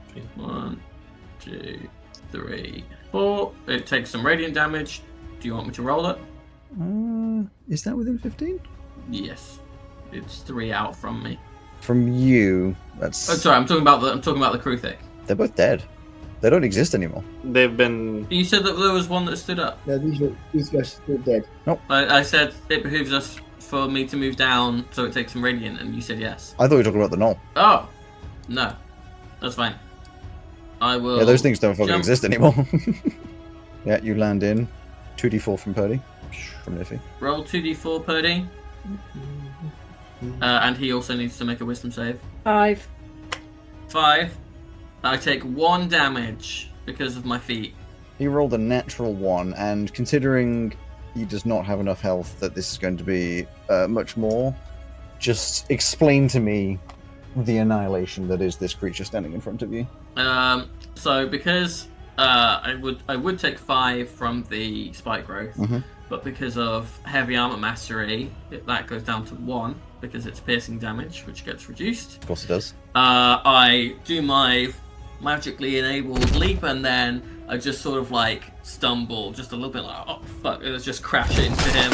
But he takes all of the like momentum force and just kind of splushes into the ground a bit. Yeah, there's just this disgusting noise. And you stand up and sinew and stuff sort of like comes away from you, attached to your armor. I take my 1 damage and pass my concentration check. But you do finish the initiative. Yippee! Yay! They're all dead. We did it! I wonder if they're friendly. Do you know what we do now? I'm going to head over. Teabag any remaining corpses? I was going to say loot them, but we can teabag them at the same time.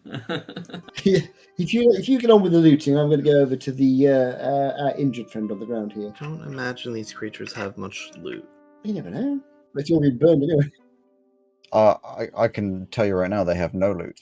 Especially the ones that were exploded. Yeah, the ones that don't exist anymore have specifically no loot. In fact, I'll be actually, honest, I would wasn't even expecting the insect monsters to have loot. Yeah, but I would even have let you do like a nature and like take parts of the creatures and potentially use them or try and sell them later. But none of them exist anymore. We just fried them all. We Well, know that the these- savant at least has a staff. Savannah, yeah, that's right. So he has. But I'm going to leave that for now because I'm going to go and see if I can save the life of this little chappy over here, and then of course everybody else's life.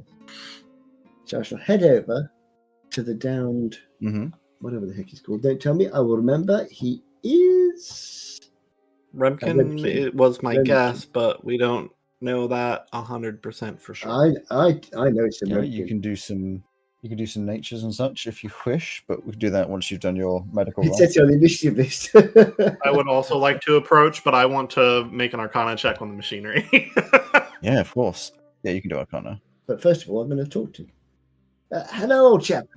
Are you okay? You're still alive? You're obviously in some pain. Can I help at all? It continues to groan on the ground, its arm profusely bleeding. Right. Well, let's see. What have we? 19 Arcana. I'm going to use a bit of healing on him. Complete your turn. Okay. Just letting you know. Before it leaves my brain. It's fine. I'll forget. As I just want to do.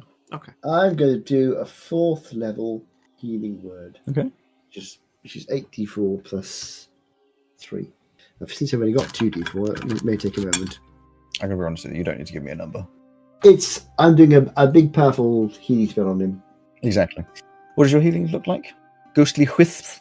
Yes, it would be. Well, it could because it was at sea as well. Was it at sea or was it in the air? It was in the air, wasn't it? So it'd be ghostly wisps. It'll be like a sort of a white. I'll put my hands out like so. What was in the air? And when I got blown up. Oh right, yeah.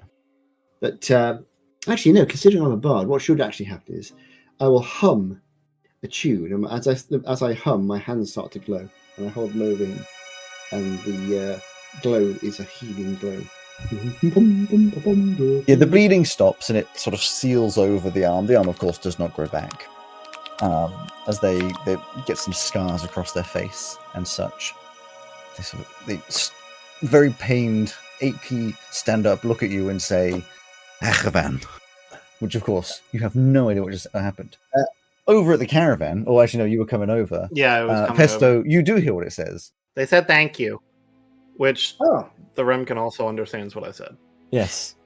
It just looks at you and you hear it. Everyone else hears it say a very sort of like gargling glass, rough language, lots of like back of the throat noises and such, where it's like, but you're over in the corner again. Pesto, you hear it say, understand me? Magical equipment. Point a little thing around me. Like, I appreciate this. As he then stumbles over to you, because you're looking at the big metal thing on the ground, and he just looks and he's just like, a shame. Yeah, what happened? Well, you wanted to do your Arcana as well, looking at it. Yeah, it was 19. 19. It is magical technology. It's hard to look very specifically at what is happening here because there's a lot of very complex stuff going on, but I shall read a little bit that I wrote out for you. The suit is a marvel to look at. It's a dark, dusty green colour, presumably painted, and is shaped like a humanoid with 2 arms and 2 legs, except far different in proportions. Its arms reach down to the ground, or at least you would imagine this when it's standing, sitting alongside its animalistic legs, 2 knee joints in opposite directions like that of a beast. The panelling covers most of the mechanics, but shows through at the joints, showing the fantastical mixture of runes and mechanisms blended together perfectly. On this specific model, you can see more of these internals due to the damaged nature. Its torso is wide and mostly made of a large metal frame-supported glass dome, inside which are all sorts of mechanical levers and buttons similar to that of the ship's helm, except all around the cockpit. Its shoulders are bulbous and seem strong, and coming up from its back is presumably the power, a large chunky box-like structure with pipes and wires all over and large panels at the top. In its current state, it seems too broken to repair in the desert, and you would assume very difficult to get anywhere. But as you're analysing this, of course he walks over. You asked, what is it? I asked what happened. Well, just points to like all of the dead bodies around. We lost. They, I can also give you information on this Remkin standing in front of you. Sure. That would be good. It is that you don't know if it's a Remkin or not. It's a small humanoid similar to a goblin, short and wrinkly, around 3 foot tall, with very large sideways pointing ears and a big mouth with sharp teeth. Whereas goblins tend to be in the green to grey range of colours, this creature is a dusky red-orange.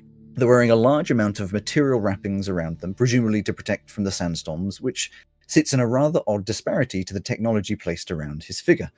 On his head is a pair of goggles you might expect to see out of Hydra, buttons and knobs everywhere, coloured lenses and wires protruding, and on his arm is some kind of rectangle made of glass with more wires and glowing bits all over.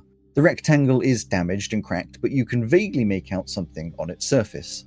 Now, are you going to be particularly... you'd have to be fairly obviously staring at it if you want to know what's on it? Not for now. Or are you just going to... Not for now. That's fine. But yes, he says, we lost. We were researching. Oh.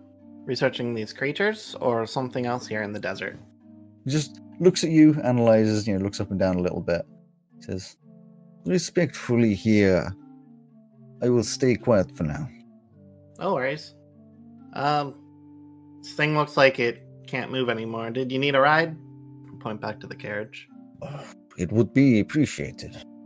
As he looks around, it's like, we might be able to come back for this later. I must return with the information I have. Okay. I'll turn to my crew. Can we give this guy a ride?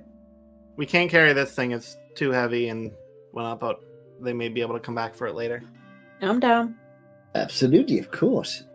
You appear to be speaking to this poor chap. Oh yeah. While you were away, Captain, I made this translator for myself, and I'll pull back my clothes a little bit to show a little metal ringlet around my neck. That's very, very clever. What was he saying? Just saying, essentially they were researching and got attacked, and they need to get back to share their findings. Oh, what were they researching? They don't want to share it with a bunch of strangers. I suppose that's fair enough. Where does he need to get to? Is that fair enough? Who were they being attacked by as well? I'll turn to the Rumkin and say, do you know these things that attacked you? Are they a regular threat around here? And also, we'll need directions on where you need to go. He points like at the things that are dead and says, "Krek," and all of you hear the same word. That's not a translated word. Just says "Krek." What does Krek mean? Plague on Plague sands Okay. We've only encountered them once before. outside of Kavir. Yeah, down at the volcano. I don't know if you can see it on the horizon at all from here. But Very concerning. They're spreading then? Like, who are the people? The word you heard was the same word, Krek. They're called. Is that just this group, or are there more of them around the desert? Well, is that the people or is that the creature? Yeah. Like, if we've gone on the wrong side of some kind of gang or something, like, we should know about that. Yeah. I'll ask, are Krek a species or a community? Neither. It's more like a infection. Oh. Incurable. I'll just share the words as they come up. Do not worry, you can't be infected. Oh, good. That's good. Good to Why know. not? It is intentional possession. Oh. I think this is what research is around. Oh. Okay. I'll look at Ozzy specifically and reiterate that. I do have one last question. What's your name? What should we call you? I'm Monty, by the way. If you tell him I'm Monty. It just looks at Pesto. Yeah, I'll share back and forth. Any questions the crew has, I'll share. And Yes. I've lost my place. unless there's, I'll specifically say if I don't ask or say something. Yeah. He says, "My name is Kurek," but you hear everyone else Sedovan Kurek, because yes, of course, I have translated. Quick. Is that quick? Kurek. I'm terribly sorry. I didn't catch that. Kurek. Quick. Yes. Well, it's. I am assuming they do not understand my name. No. Right, we'll call him Little Red for now. I don't say that. Outsiders sometimes call me Kur Cool. or Cool. Oh, certainly. And I'm Monty. I believe your language is easier for Rek. Wreck. Okay. Right, so which direction does Little Red want to go in? Yes. Where can we take you? And did you want to do? I see some of your colleagues are sort of sadly deceased around us. Was there anything you wish to say over them, or bury the bodies, or whatever? I mean, we can bring him with us if you want. Wanders over to this gigantic creature, same-ish skin color to him, wearing this incredibly strange armor. It's That one's Big Red. Yeah. So the armor on this gigantic sort of Rimkin thing, sort of technological, extremely beefy. The majority of them is covered. They have this like almost pure black metal type chest plates and where armor would sort of usually be, mostly bare arms. And on the wrists are giant gauntlets on top of which are inbuilt guns of some kind. But the armor along the seams and lines within this pure blackness is like a glowing orangey yellow color. The creature's head, which is lying over to the side, you can see it doesn't have eyeballs, or should I say it doesn't have irises and usual colored eyeballs. It seems to be like one dull orangey color. You're not sure if it would have been different in life. Kuruk walks over, just picks up the head, which is massive in comparison to him, and just says, "We only take this." All right. I mean, I don't quite know how to put this politely, but it seems a very large individual. Are they part of your family or friends, or were they a guard? Or He said, "Pesto." You hear him. He says, "This is Godkin," but the rest of you hear the word Ponchek. All right. I'll reiterate Godkin. Yeah. Godkin. I see. Is that a job or a name? I think it's part of a play. Back in my day, there was this play called Waiting for Godkin.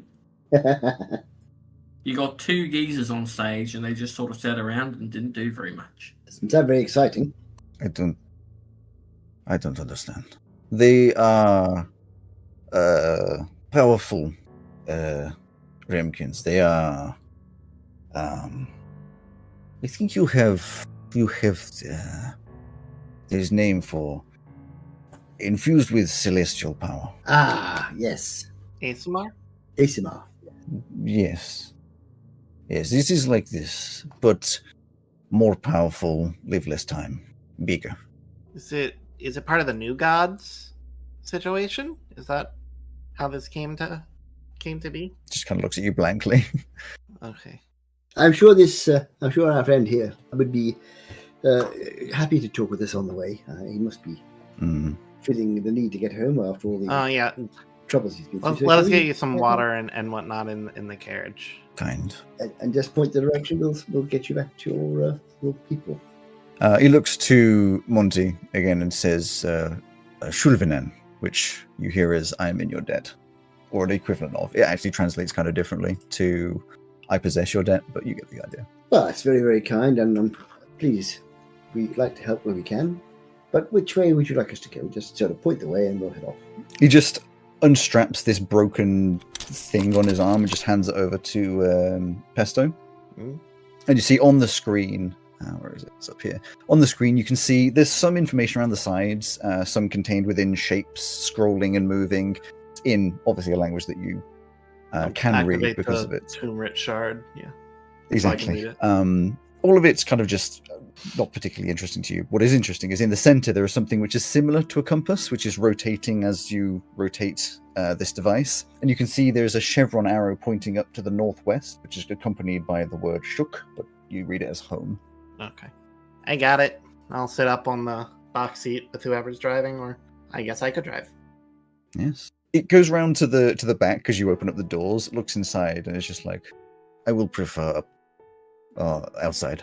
Okay. Of course. And just clambers up onto some massive caravan, two tiny little creatures.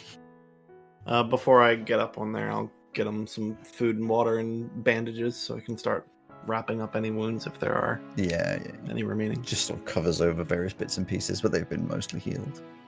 Just before we end up. Have to bring our spiders back too. Oh yeah, I mean, I'm just kind of assuming. I'm not like bringing that up specifically every time because it's the same process. I was going to say, we would remember that the minute you went, go! Oh, hang on. And as you bring them up, he's like, these good creatures, colorful. Yeah, these ones are Kef and Stirrup. Odd names, but good creatures. Yes. Very strong. Been very reliable thus far. You travel on a little bit, I'm sure, having a little natter up at the top, and sort of partway through he says, he's sort of staring off into the nothingness, not crossing his arms because he's only got one arm.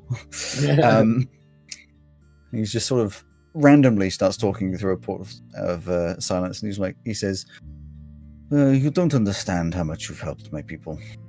I don't yet, but well, I hope this is So to put a very long story short, I was on a reconnaissance mission.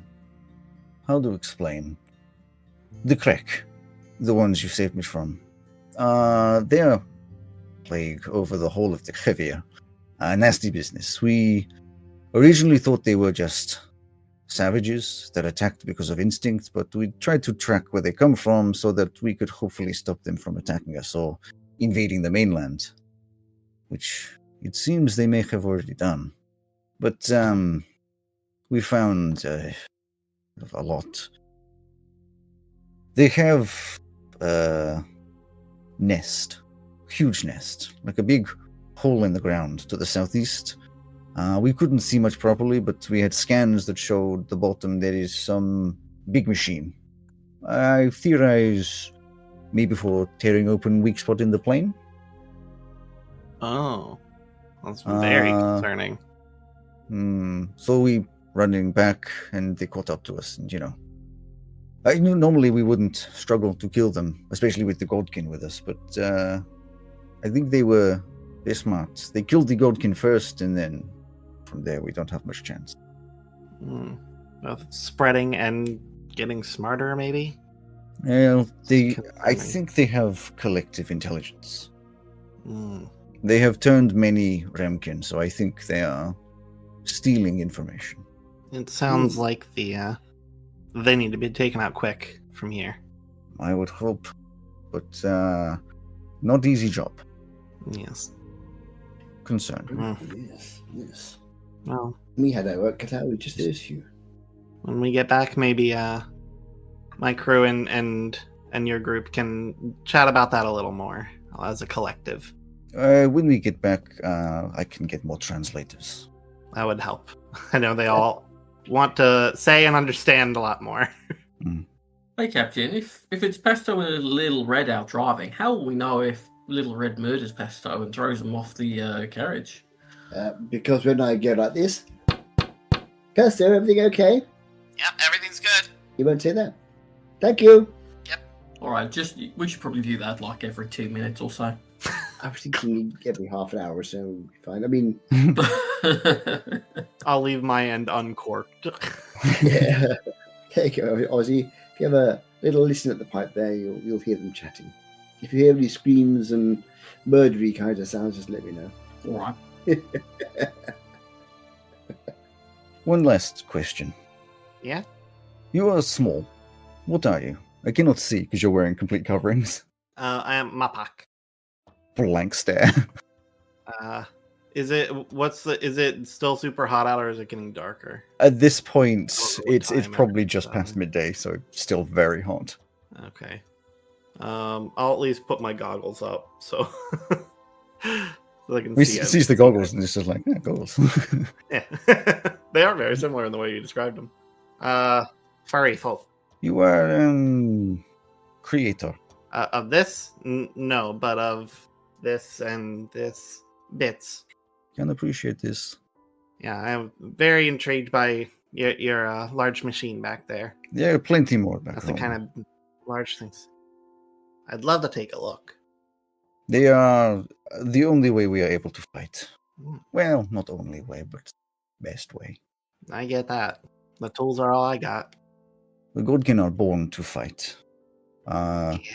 When one dies, another one born. Oh. Convenient for the community. Well, sort of. We cannot make more.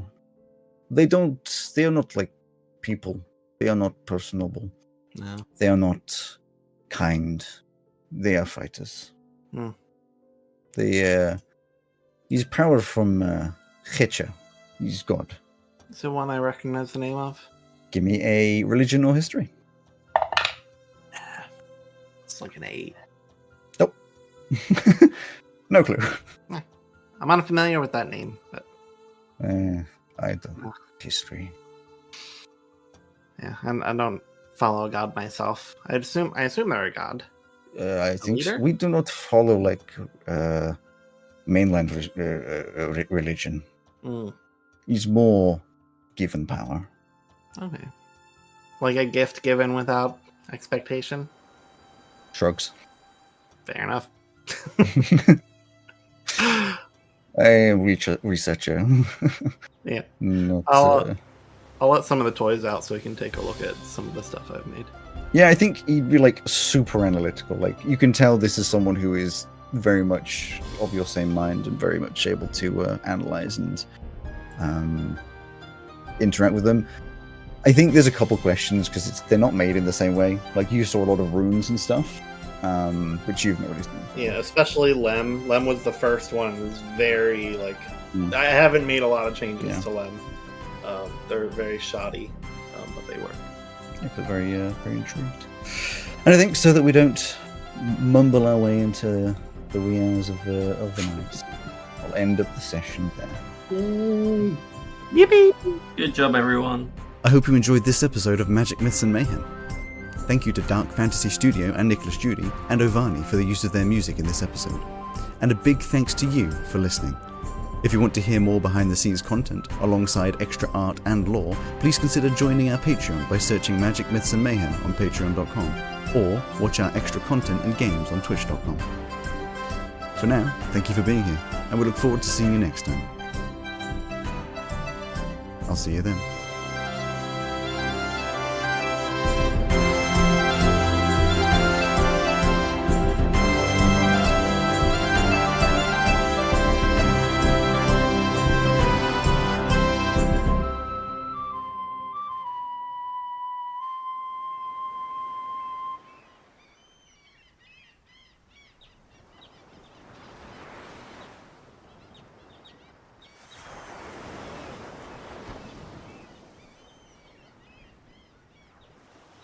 It's just Pesto looking back as you leave the mech suit on the ground, just the goodbye, my lover, goodbye, my friend. As it just disappears off into the distance. The sands gently blowing over the top of it.